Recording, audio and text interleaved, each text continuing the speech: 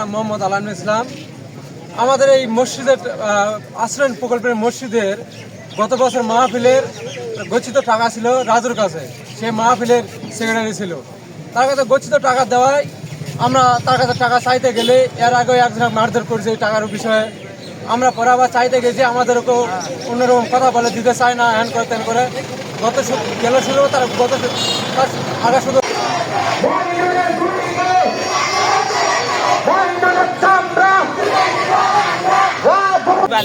আমি ৯ নম্বর ওয়ার্ড কৃষক দলের সাধারণ সম্পাদক। আমাদের গ্রামের বকিয়া মসজিদকে টাকা নিয়ে কেন্দ্র করে মারামারি গণ্ডগোল হয় আমাদের গ্রামের ছেলেপেলের সঙ্গে। ওখানে আমরা বাধা দিতে গেলে ৯ নম্বর ওয়ার্ড স্বেচ্ছাসেবক লীগের সভাপতি মোহাম্মদ মইনুল ও তার ক্যাডার বাহিনী আমার উপর লাঠি ছুটা ও হাসা দিয়ে অতর্কিতভাবে মারধর করে।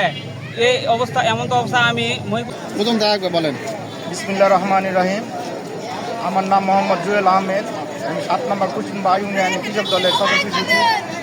আমি জানতে পারি, তারিখটা আমার যেহেতু জানা নাই, রাত্রে খবর পাই এরকম যে অস্ত্রবাদ সন্ত্রাসী বাহিনী আওয়ামী লীগের দোসররা আমাদের কৃষক দলের ৩ সদস্যের উপর অতর্কিতভাবে হামলা করে রাত 10টার দিকে 10টার পরে।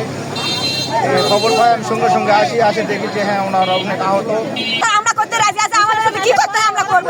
যতদিন প্রশাসন আমাদেরকে বলেনি তোমাদের জীবনের নিরাপত্তা আমরা দিয়ে গেলাম, ততদিন পর্যন্ত মানববন্ধন চলতেই থাকবে আমাদের।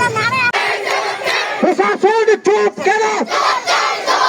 মইনুলের দুই গালে, রাজুর দুই গালে, মাহমুদের দুই গালে, মাহমুদের দুই গালে।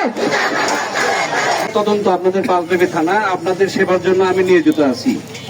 এখন আপনারা মামলা করছেন, আমরা আসামি ধরার চেষ্টা করতেছি। আমরা সবার সাথে কথা বললাম, একটুখানি সময় দেন, আপনাদের চাওয়া পাওয়া আমরা পূরণ করব। যাদের নামে আপনারা মামলা করেছেন এদের সম্পর্কে দেখলাম, এই যে ছবিগুলো দেখতেছি, এদেরকে আমরা খুব দ্রুত আইনের আওতায় নিয়ে আসবো এবং এদের উৎপত্তি স্থল কোথায় সেটা আমরা দেখব। তাড়াতাড়ি শুনুন, আমরা যত দ্রুত সম্ভব আমরা কাজ করতেছি।